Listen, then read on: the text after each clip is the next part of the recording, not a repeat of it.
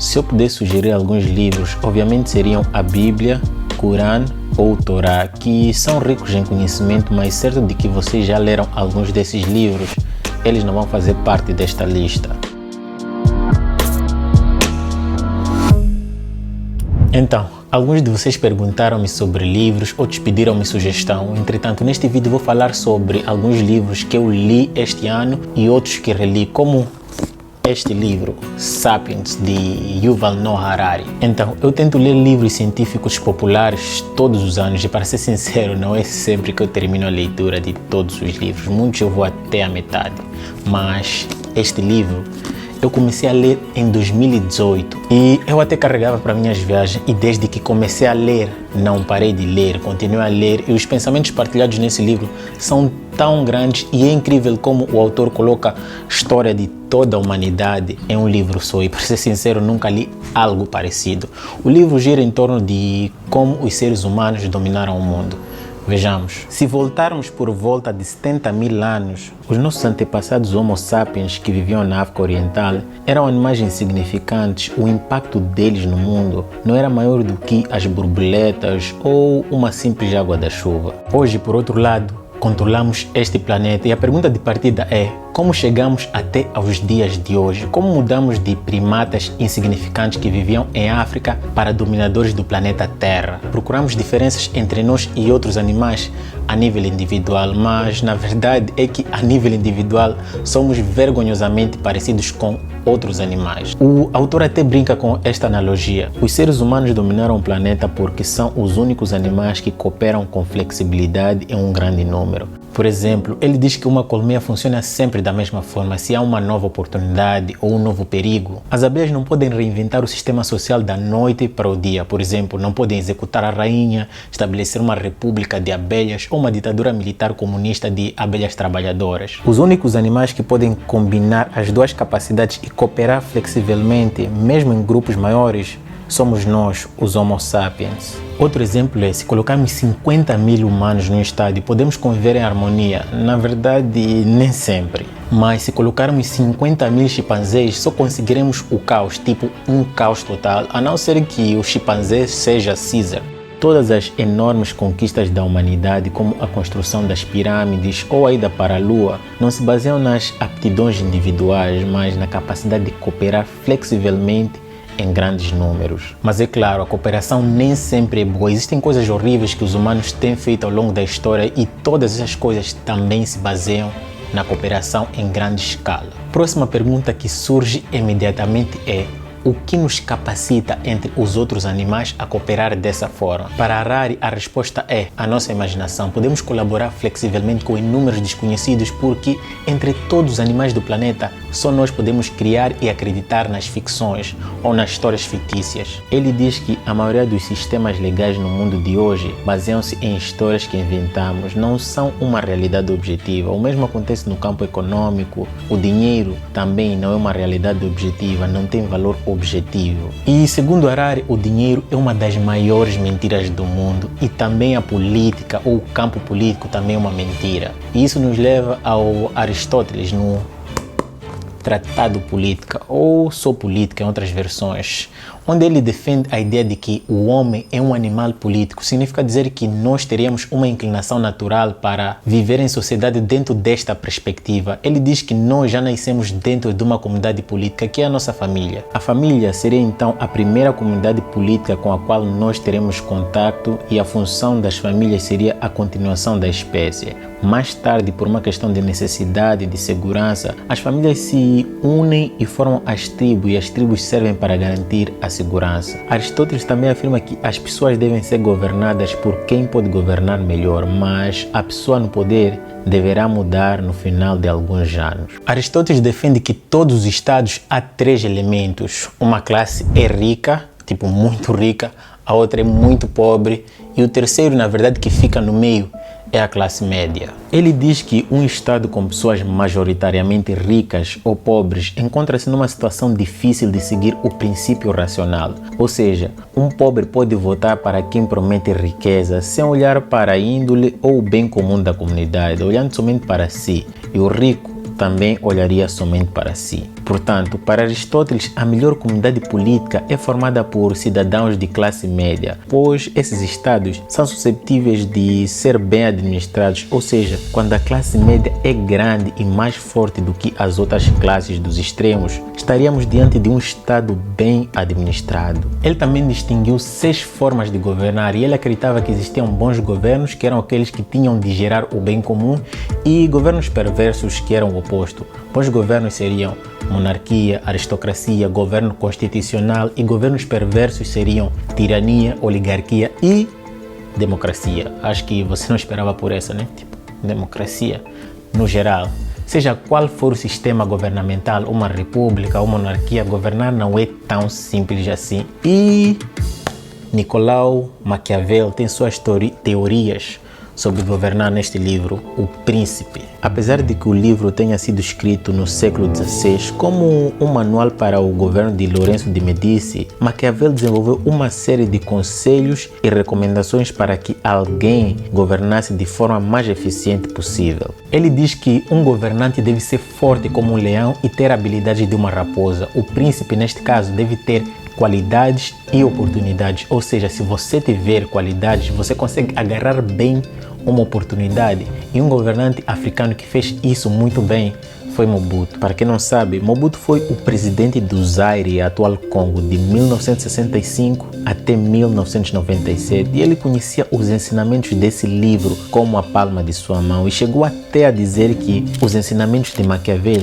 o levaram ao poder, mas parece que ao longo do tempo ele esqueceu-se de alguns ensinamentos. Vejamos, Maquiavel diz que é melhor ser temido do que amado, e se você tiver de ser mau, que seja, mas não deixe que as pessoas te odeiem, porque o ódio causa raiva e uma população insatisfeita pode te derrubar. Exemplo disso foi no próprio Congo, na República Centro-Africana com Bokassa, na França no século XVIII, a Revolução Francesa de 1789, quando o povo não tinha nada o que comer e o rei Luís XVI com a sua esposa viviam no palácio luxuoso. No livro, Maquiavel ensina a relação de poder, como governar e como desenvolver uma nação. Desenvolver uma nação não é simples e devemos saber em que jogo estamos. E este livro, Subdesenvolvimento é o Caminho para o Desenvolvimento, de Humberto Pérez, aborda alguns pontos sobre subdesenvolvimento na África, e para ser sincero, não sei sobre a disponibilidade do livro, porque comprei na rua e sempre que eu encontro alguém a vender livros na rua, eu paro para ver que livros a pessoa tem para oferecer. Então, este livro é uma obra que trata de um tema profundo e complexo. O livro inicia sua exposição sobre antes e depois da época colonial. Antes da época colonial, no século XV, a América era completamente desconhecida pelos europeus. A África subsaariana, separada dos países do norte pelo vazio que era o deserto do Saara, não era desconhecida pelos países europeus, mas estes não tinham contato algum com ela. Por outro lado, a Ásia mantinha relações com os povos da Europa somente por meio do comércio de chamadas especiarias, especialmente nos casos da Índia, China, Irão e Síria. O autor fala sobre o processo natural do desenvolvimento e faz esta analogia. No século XV, a América era habitada por vários povos nativos com diferentes graus de desenvolvimento, sendo que os mais evoluídos eram os astecas do México e os incas do Peru. Os astecas tinham uma agricultura bastante desenvolvida, eram construtores e construíam pirâmides que superaram as do Egito em superfície e altura. Tinham uma linguagem criptográfica e conheciam numeração, e os incas superaram os astecas na agricultura, empregavam a rotação das colheitas e usavam fertilizantes. Enquanto que na África, já desde a Idade Média, todos os povos, com exceção dos bosquimanos, sabiam trabalhar o ferro, e na região entre Senegal e Etiópia havia fornos de crisol. Além disso, eles conheciam cobre, bronze e ouro. Os Veis, os Medês da Serra Leoa e os Baumês do Camarão tinham elaborado por si próprios uma escrita adaptada à sua língua. O estado de Gana, que durou até o século XI, a este sucedeu-se o Império de Mali, no qual se distinguiram pelo seu nível cultural e prosperidade prosperidade as cidades de Tumbuktu e Lene, vemos assim que tanto na América como na África o processo natural de desenvolvimento tinha produzido civilizações bastante avançadas que previsivelmente teriam conseguido por si próprias alcançar os níveis de desenvolvimento se não tivessem sido interrompidas e destruídas pela conquista e pela colonização dos europeus. E com isso vai aparecer alguém com mimimis e etc. Mas por favor, rebata com fontes, assim como estou a apresentar as fontes aqui, ok?